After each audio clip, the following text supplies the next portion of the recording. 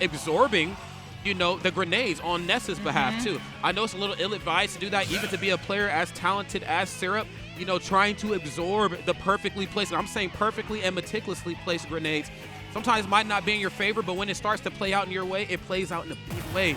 Absolutely. So there's a lot of key factors I think are going to make or break this matchup. Let's see how it all unfolds right here in game one. I think it'll be really interesting because I think we're going to see a very different Hurt than we saw earlier against RM8. I think the game plan is going to be different, and so I'm interested to see what the adjustment is, because you cannot play it the same way or Ness will get those opportunities. And we're seeing it early. The C4 actually put on the top platform instead of a grenade, giving Ness less of an opportunity to get a free absorption on that top grenade and instead have the control over it with the C4. We're also seeing a little bit more of an emphasis on this close quarters game, the dash attacks, the down tilts. He's looking for the actual hits instead of just the grenades. That's right. Again, sometimes it's less is more in some of these earlier interactions as well. I think just given the sheer nature of Snake, it's in his best interest to not be, dare I say, too explosive, you know, and maybe play the safe game and set up shop.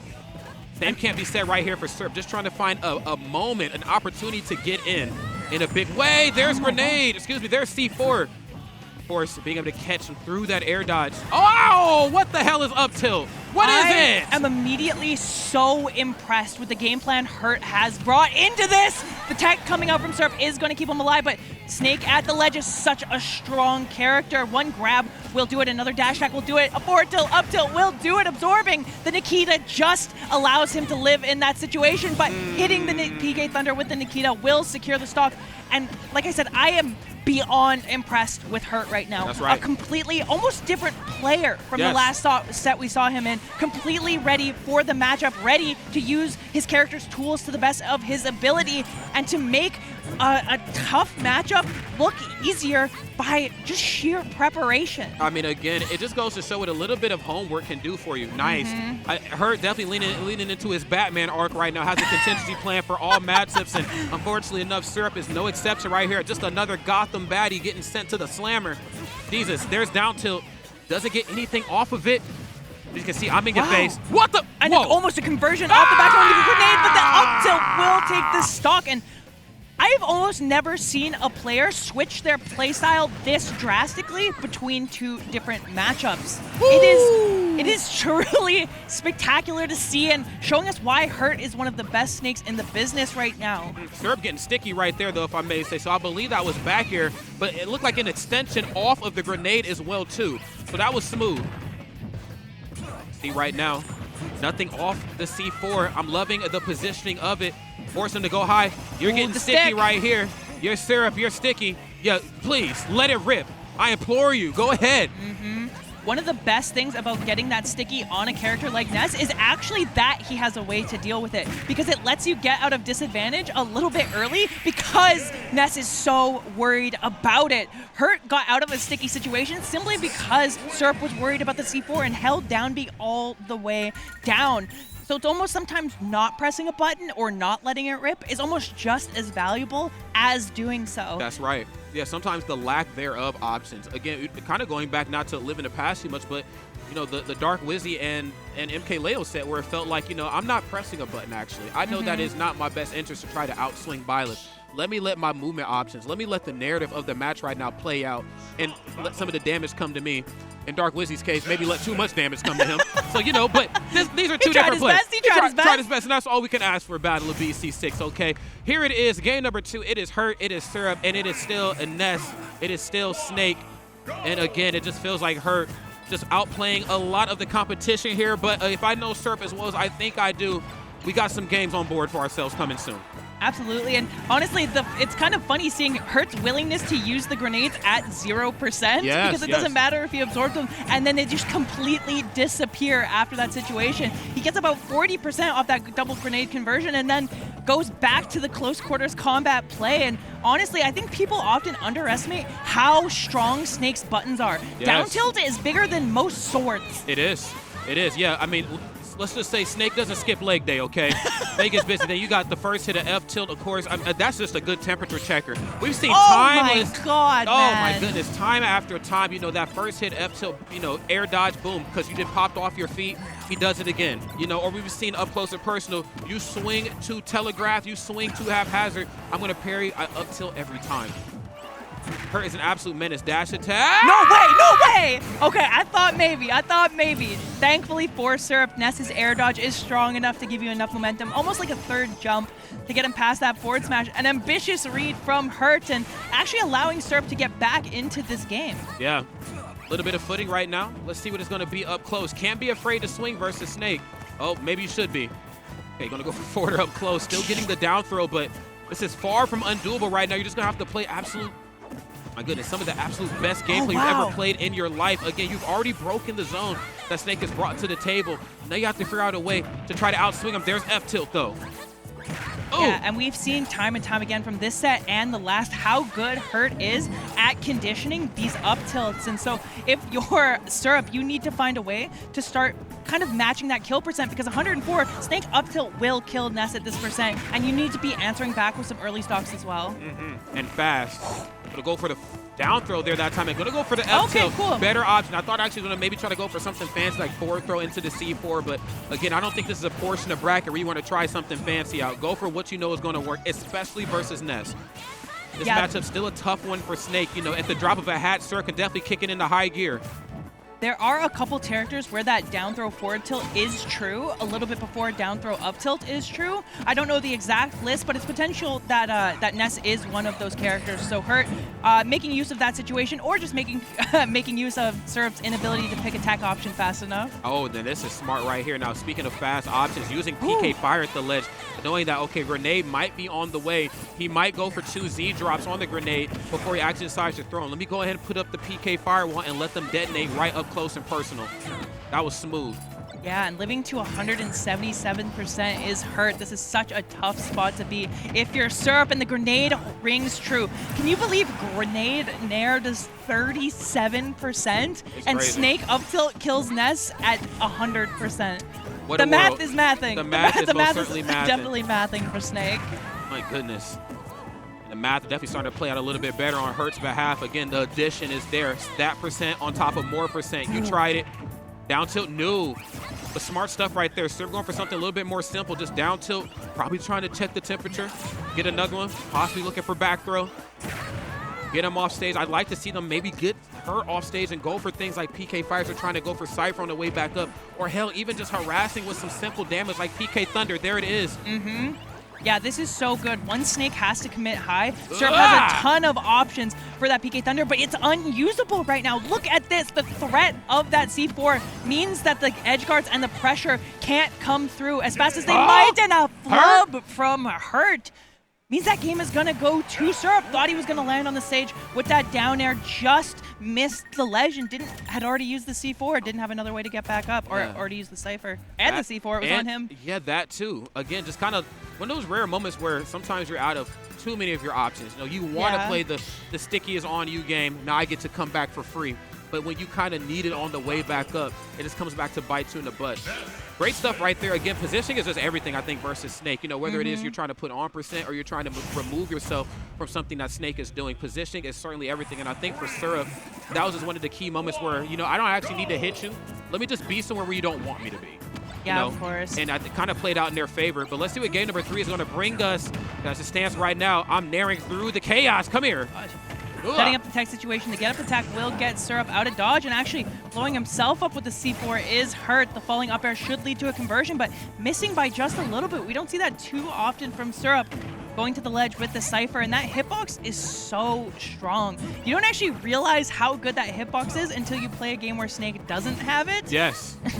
Yeah, you ain't lying about that. That one game, you know what I'm talking about? Down air? Down air out of shield coming out right now in the forward air. Okay, chopping him in half right now. Now, you know what? I haven't seen very many PK Fires land. I have seen Syrup's PK Fire be used as a way to stop their grenades from being tossed, but I have not seen them, you know, actually hit the mark that is Hurt Snake. Ooh, the grab at the ledge, so strong, and actually going for the read, and unfortunately a get-up attack from Syrup, the last option he picked. Read by Hurt. Really good awareness from Hurt, and unfortunately a little bit of a predictable option from Syrup, going for the same thing twice in a row. The no mix-up. You know, we've seen it play out. There's one PK Fire. I want to see more of those, but again, C4 kind of busting up the party. Smart stuff right there on Hurt's behalf. Don't try to play the game of chicken versus me. Don't do that. Oh, but a missed tech on the neutral air by the ledge is gonna allow Syrup to even up these stocks, but hurt quite a significant lead, and now pushing Syrup into that up tilt kill percent. It is so scary to engage with Snake right now. What? Damn, up tilt. How did he know? He was running either for dash attack or maybe a grab up close and personal. Again, back to the ledge. Snake doesn't want to be off stage versus Ness. That's going to be a lot of unnecessary percent put on. I had no presence of mind to go for up tilt. Hurt is just not one of us. He's not from this earth. He's not from this planet, man. We talked about it a little bit. We talked about it a lot, but I cannot say enough how impressed I am with the preparation for this matchup from Hurt. It's got to be the most impressed I've been with someone all weekend. It looks like we're seeing two different players set to set, but not just two different players, two different top-level, really effective Snake players rolled into one guy who is ready to take this all the way. B4 down there again, frame 3. Well, I guess that one was out of shield, so just a tad bit slower, but still, it's looking good. Yummy. I'll take those. Footstool. Oh, but I got a foot right here. Nothing off the up tilt. And has him off stage. It's not where you want to be. The air dodge. You ain't the only one with a good air dodge. Back to the ledge. It's going to be up smash right there. That closes it out. Can Syrup bring themselves out of this deficit? Yeah, really nice up smash out of shield from Syrup, realizing that the get up attack is super punishable. Hurt now, I wouldn't say on the back foot, but considering how last game ended and how he did have about this much of a lead, you have to be thinking a little bit about that SD and how to close this out without going for a risk like that. Oh, yeah. Yeah, maybe not the back foot, but they've certainly been in better positions. Has to play the game of their life right now. Uh-oh, no air dodge in. Smart right there on Hurt's behalf to try to DI away and get back towards the ledge. Damn, how? It lasts so long. It lasts so long, and just catching the timing on the down B, mixing it up. You can do so many little mix-ups with the Nikita. It's a mind game on its own. You're almost playing rock, paper, scissors with will the Nikita do a loop? Will the Nikita cancel? Will it go right for me? There's a little mind game to be played with side B in and of itself, and Hurt just coming out on top that time. You know, and not very many characters I can make Ness sweat like that as well. You know, again, Ness is historically known for having that really good air dodge on the way back up in a very similar way that, like, you know, Snake kind of has too when he's leaving Cypher and he's air dodging on the way back up as well.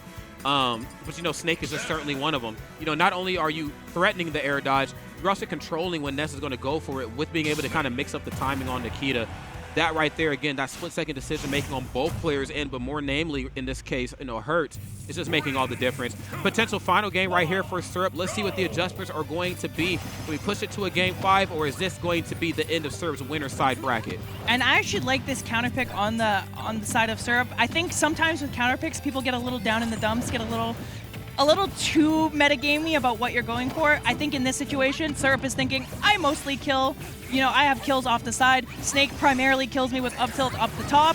I think that's a good enough trade for me. I want to die a little bit later than 100% to up tilt. No, that's facts.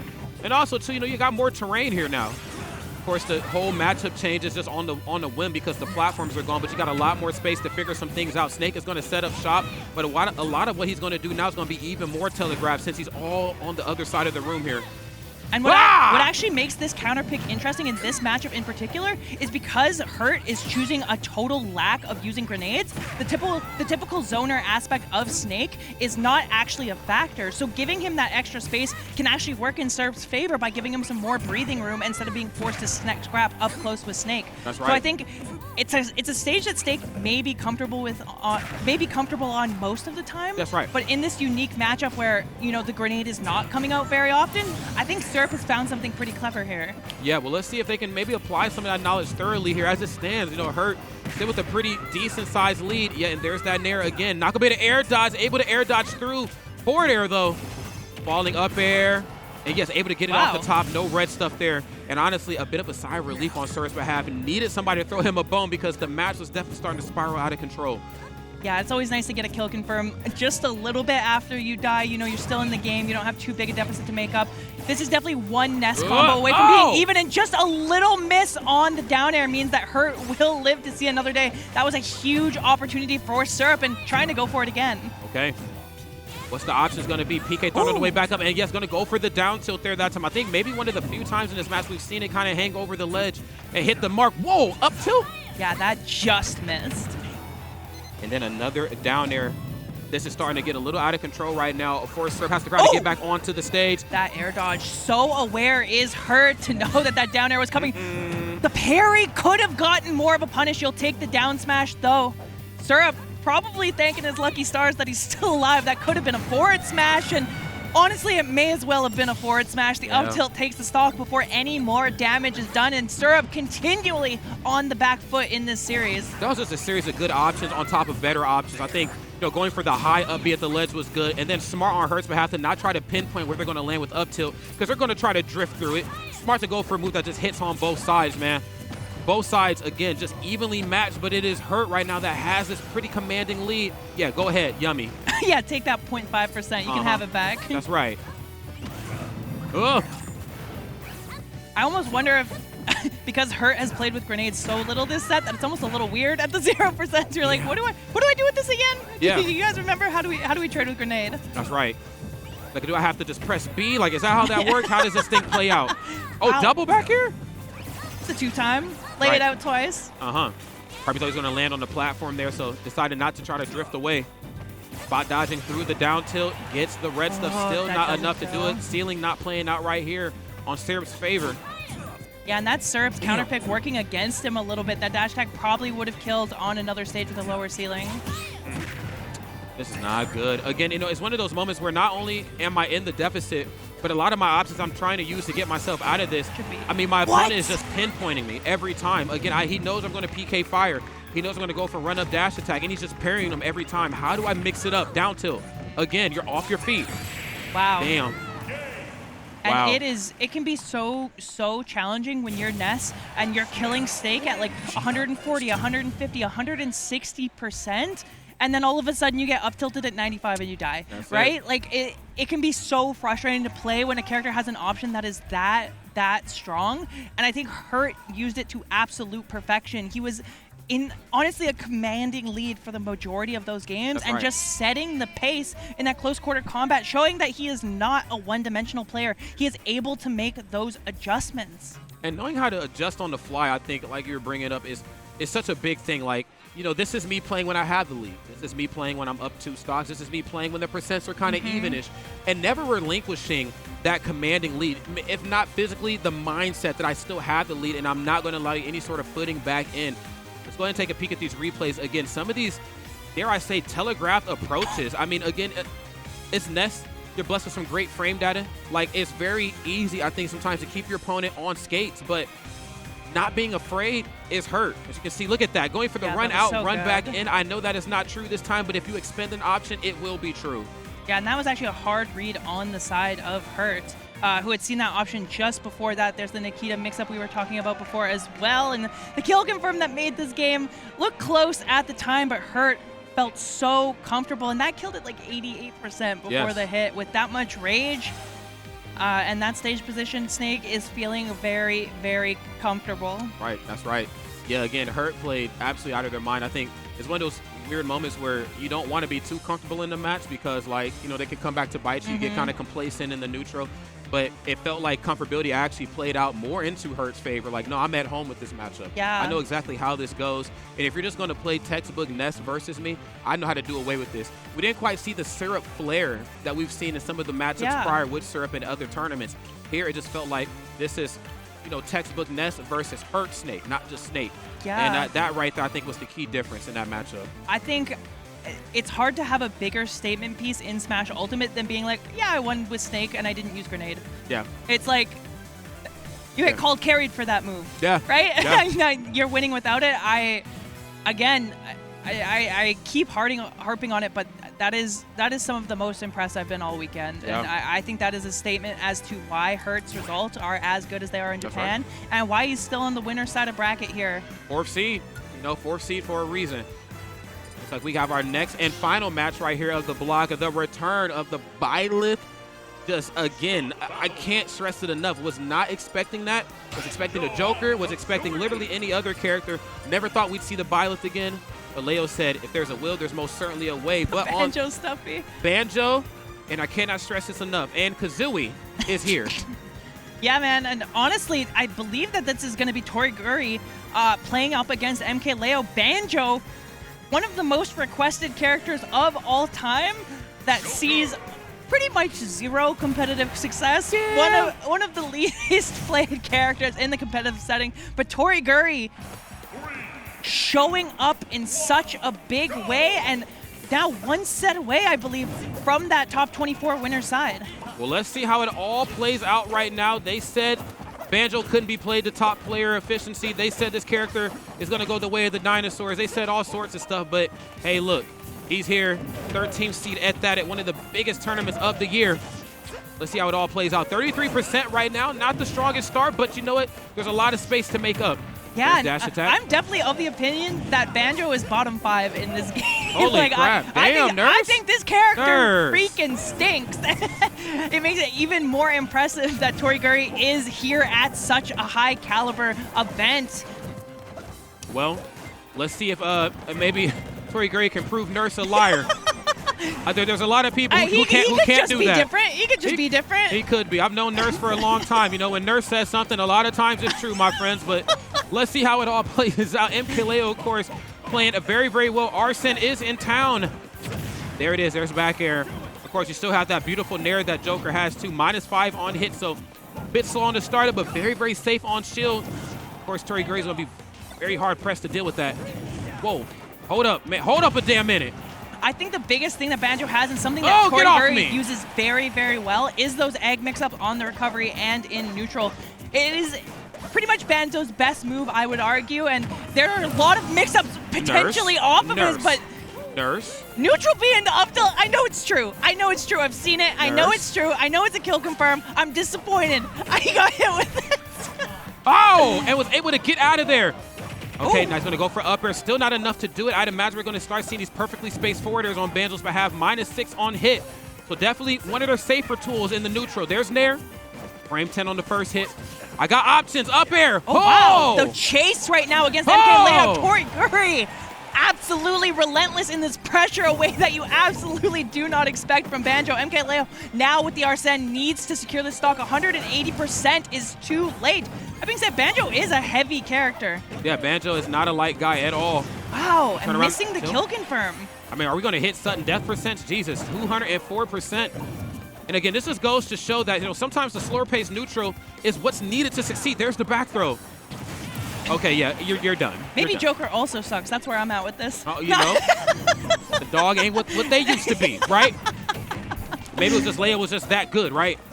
I believe, man. I believe. That being said, Leo evening up the stocks with not too much of a deficit, but it is a huge boon that Toriguri was able to expend that Arsene before losing their first stock, and now doesn't really have to worry about it for this comeback position. And the conversions off the duck shot listen, are crazy. Listen, the Blicky is doing what it's supposed to do, and smart on Leo's behalf to not air dodge in that time, electing to go off stage. There's that forwarder, though. We're going to see a lot more of that here towards center stage, too. Very safe on hit. Definitely going to make Leo think twice on how they're going to approach. Dash attack. Can I get another?